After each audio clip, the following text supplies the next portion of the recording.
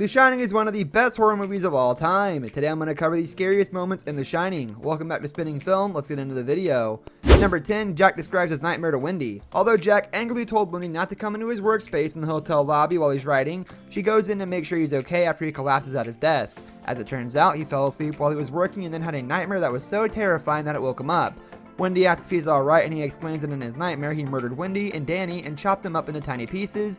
In the job interview at the start of the movie, it was already hinted that Jack would eventually do this, and in the end, he tries. That the owners have placed their complete confidence and trust in me, and that I have signed a letter of agreement, a contract. Number 9, Wendy sees a man in a bear suit. Over the past 4 decades, The Shining has been picked apart, shot by hundreds of viewers looking for hidden meanings, ranging from film scholars who adore the work of Kubrick to conspiracy theorists who think that Kubrick was involved in faking the moon landing. And the one moment that continues to vex fans of The Shining is Wendy seeing a man in a bear suit on his knees committing a sex act in the movie's final act. No matter how you view the meaning of the movie as a whole, there's no way to make sense of that moment.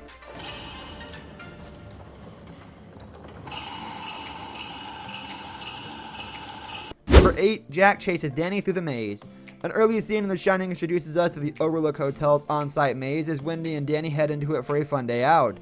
The maze comes back in the climactic sequence with a much more terrifying bent.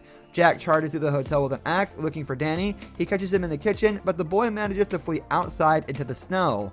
He disappears into the maze where Jack promptly starts chasing him. The confusing geography of this maze, the use of the Steadicam technology, and Jack Nicholson and Danny Lloyd's compelling performances combine to make this a frightful climax. Number 7, come and play with us, Danny, forever and ever and ever. Even people who've never seen The Shining are familiar with this moment. The shot of the twin girls wearing matching blue dresses, standing at the end of a hallway, staring at Danny on his tricycle is one of the most iconic in the history of horror cinema. Hauntingly they say, come and play with us, Danny, forever and ever and ever. What's even creepier is the intermittent cuts to the same girls in the same hallway, but with brutal axe wounds. We know from the interview scene that their father slashed them to death with an axe, so this isn't just a spooky moment, it's an ominous callback to real events. Number 6, the elevator doors let out a tidal wave of blood. The elevator doors of the Overlook opening up and letting out a gushing tidal wave of blood is a truly haunting image. This shot took 3 takes to get right across a year. Stanley Kubrick kept being unsatisfied with how the blood looked because in such a huge quantity, it didn't really look like blood. It took a week to set up each of these 3 takes because it was such a complicated shot, but as it has become arguably the most iconic shot in the whole movie, it's easy to say that all this work was worth it. Number 5, a sleep-deprived Jack hugs Danny. When Danny wants to go up to the room and grabs one of his toys, Wendy warns him not to, because his dad is still asleep.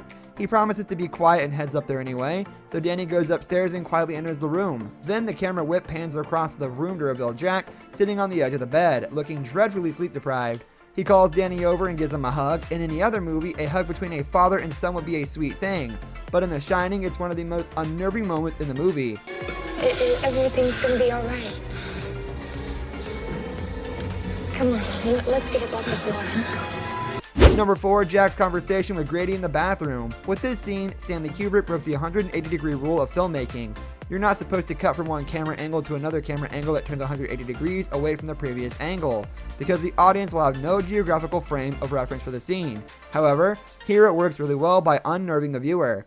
180-degree cuts aren't what we're used to seeing, so it pairs nicely with the sight of a dead man's spirit cleaning the jacket of a man who's slowly going insane. Eventually, Grady drops the niceties and openly tries to convince Jack to murder his wife and son. I saw your picture in the newspapers.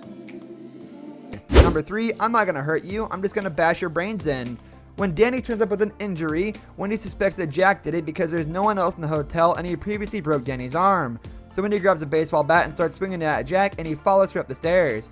Jack Nicholson's delivery of Jack's monologue in this scene is brilliantly sinister. Wendy, darling, light of my life, I'm not gonna hurt you. You didn't let me finish my sentence. I said I'm not gonna hurt you. I'm just gonna bash your brains in. I'm gonna bash him right the f*** in. As Jack advances, Wendy manages to protect herself by smacking him on the head with the bat, knocking him out. Put the bat down, Wendy. Number 2, Jack enters room 237. Room 237 is the room that hosts all the Overlook Hotel's demons. When Jack goes into room 237 to investigate Danny's claims that he saw an evil woman in there, he kisses what's left of his humanity goodbye. A beautiful young woman emerges from the bathtub and starts kissing him, but when he looks in the mirror behind her, he sees that she's an old lady who's rotting away. Horrified, he flees the room and doesn't look back. Jack's struggles with alcoholism and his ambiguous history of child abuse suggest that he didn't need the haunting of room 237 to become a murderer, but it certainly didn't help. Number 1, here's Johnny.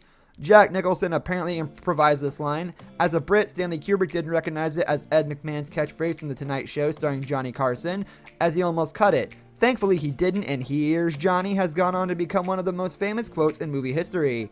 The real terror of this scene comes from Jack hacking relentlessly at the bathroom door, trying to get Wendy so that he can murder her. But this terrifying act juxtaposes ominously with Jack's nonchalant attitude. He's coming to kill his wife with an axe, and yet he's cracking jokes. This brings us to the end of our video. I hope you enjoyed it. Hit like if you did, and don't forget to subscribe to our channel so you don't miss out on any of our videos in the future. Also, watch the 2 videos that are on your screen because I'm sure you'll love them. With that, I'll see you in the next video. Goodbye.